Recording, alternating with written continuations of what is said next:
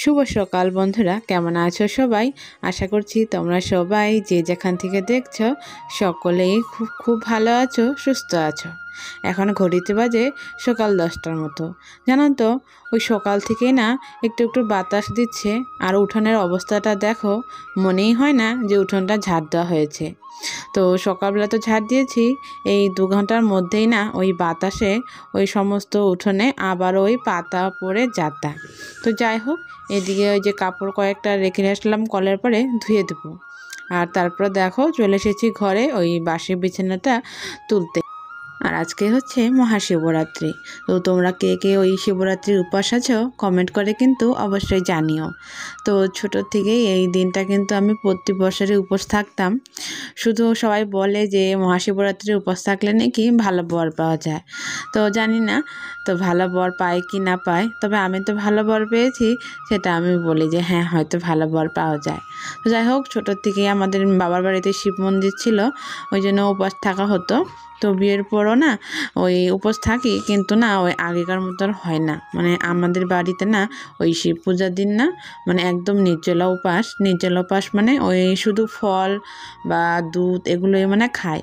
ওই মানে খিচুড়ি বা ভাত টাত এগুলো কিন্তু খায় না। তবে বিয়ের পরে না আমাদের এইখানে দেখি সবাই ওই শিব পূজার দিন না ওই খিচুড়ি ভোগ দেয়।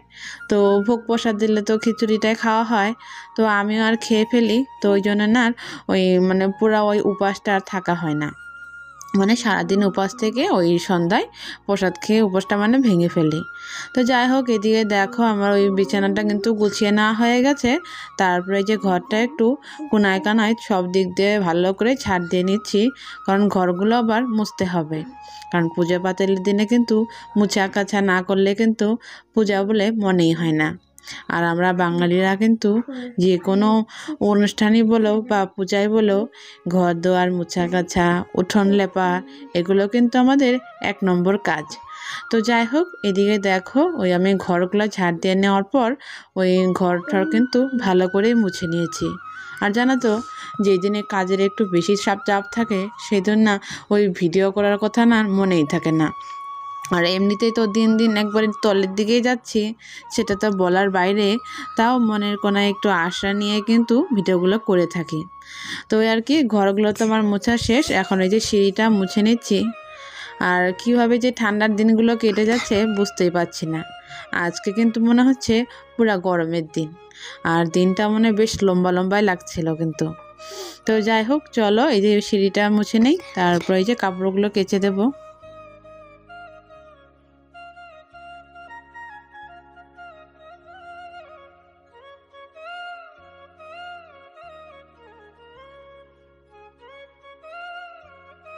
তো দেখো, এদিকে কিন্তু আমার কাপড়গুলো কাচাকাচি করা হয়ে গেছে।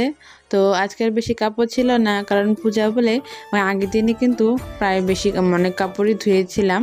তো আজকে ওই তোমাদের দাদা ভাইয়েরই কালকের ড্রেসটা আর হচ্ছে আমার 2-1টা কাপড়, কারণ এখন আস্তে আস্তে তো গরমের দিন পড়ে যাচ্ছে, ওই কাছাকাছির পরিমাণটাও কিন্তু অনেকটাই বাড়বে। তো চলো, আজকে যেটুকু কাপড় ছিল সেটুকু কিন্তু ধুয়ে দিলাম। আর তার মধ্যে ওই পাশের বাড়িতেও না ওই পুজো আছে, মানে শিব পুজো। মানে আমাদের গ্রামে তো কয়েকটা পুজোই রয়েছে, কয় বাড়ির থেকে নেমন্তন্ন। আর পাশের বাড়ি যে পুজোটা, তো সেই বাড়িতে না ওই পুজোর কিছু টুকিটাকি যাই জোগাড়গুলো করেও দিতে বলেছে। তো ওইদিকে তো মন্দিরে যাব। তো দেখো, আমি ওই কাপড়গুলো ধুয়ে দিয়ে স্নান করে ফুল আর বেলপাতা তুলতে গেছিলাম। আর ফুল বেলপাতাগুলো তো নিয়েই আসলাম। আর জানো তো, এখন না ওই নিখুঁত বেলপাতা পাওয়াই যায় না, বেশিরভাগ বেলপাতাই না ওই ফাটা ছিঁড়া এরকমটা। আর যেহেতু ফাল্গুন মাস, এখন তো ওই গাছের পাতাগুলো ঝরে ওই তো নতুন পাতা গজবে, ওই জন্য না বেশি ভালো বেলপাতা পেলামই না। তো এখান থেকে দেখো ওই কয়েকটা নিখুঁত দিকে বেলপাতা মানে বেছে রাখছি ঠাকুরের মাথায় দেওয়ার জন্য। এমনিতেও তো সব বেলপাতাই চলে, তবে নিখুঁত বেলপাতাগুলো দিলে ভালো লাগে, মনটাও একটু শান্তি হয়। আর যজ্ঞ করলে কিন্তু ওই নিখুঁত বেলপাতাটার খুবই দরকার। তবে আমরা তো আর বাড়িতে সেরকম অনুষ্ঠান করে পুজো করছি না, ওই যে বাড়িতে শিবলিঙ্গটা, তো এখানে কিন্তু এই যে পুজো দিচ্ছি।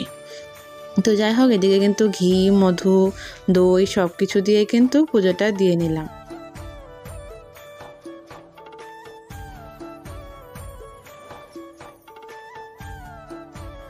তো দেখো বন্ধুরা, পুজো টুজো দেওয়ার পর রেডি হয়ে গেছি ওই মন্দিরে যাবার জন্য। তো প্রতি বছরে তো ওই সবার সাথে যা হয়, মানে আমার যা আরও আশেপাশে, তো এবছর না কেউই যাবে না।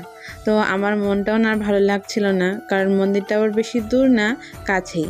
তবে একা একা ভালো লাগে না বলে তোমাদের দাদা ভাইকে কিন্তু জোর করেই ওই মন্দিরে নিয়ে আসলাম।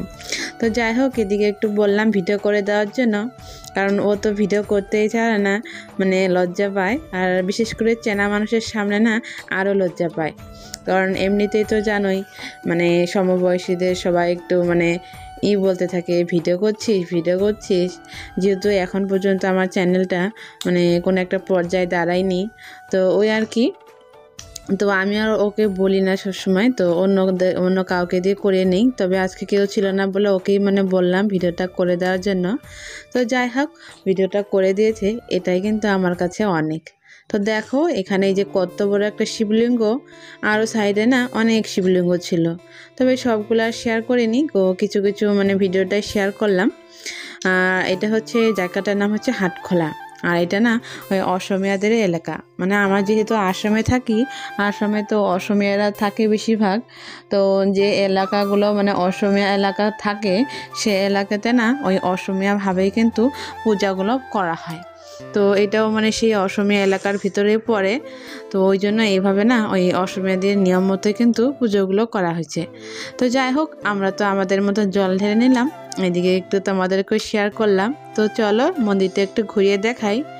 মানে মন্দিরটা হচ্ছে দুটো মন্দির, মানে জায়গাটা একটাই, কিন্তু এখানে যে দুটো, একটা হচ্ছে মেন মন্দির আর একটা হচ্ছে নতুন করে করা হয়েছে, সেখানে ওই যে অনেক ছোট বড় শিবলিঙ্গ। তো চলো, এখানে না অনেক বড় মেলাও হয়। তবে এটা কিন্তু মন্দিরের ভেতর সাইডটাই, তো বাইরের সাইডটা দেখানো হয়নি। তো এইদিকে দেখো, মন্দির থেকে আবার বাড়িতেও এসেছি। বাড়িতে এসে কত কিছু রান্না করেছি। ওই আলু ফুলকপি দিয়ে পনিরের তরকারি করেছিলাম, কাঁচকলা ভাজা, বেগুন ভাজা, আর হচ্ছে লাউ শাকের চটচটি। তবে আমি কিন্তু খাবো না, এগুলো একটু বেশি করে করেছি, কারণ তোমাদের দাদা ভাই এখনও খাবে, রাত্রেও খাবে। আর যেহেতু একটু একটু ঠান্ডাও, তবে একটুখানি তরকারি থাকলেও নষ্ট আর হবে না, জাল দিয়ে রাখলে তবে থেকেই যাবে। তো যাই হোক, এদিকে দেখো, ওইদিকে আমার রান্না বাড়া সেরে নেওয়ার পর এই দুপুরকালের একবারে কাজগুলো সেরে নিচ্ছি, কারণ ওই পাশের বাড়িতে পুজো আছে, তখন তো বলেই দিলাম, তো পুজোতেও যাব। তো এই আর কি। তো আজকের মতন ব্লগটা আমি এখানেই শেষ করছি। তো ভালো লাগলে লাইক কমেন্ট শেয়ার করে দিও, আর চ্যানেলে নতুন বন্ধু হয়ে থাকলে চ্যানেলটা অবশ্যই সাবস্ক্রাইব করে দিও। তাহলে আজকের মতন টাটা, বাই বাই। সবাই ভালো থেকো, সুস্থ থেকো। আবারও দেখা হচ্ছে তোমাদের সাথে নতুন আর একটা ব্লগ নিয়ে।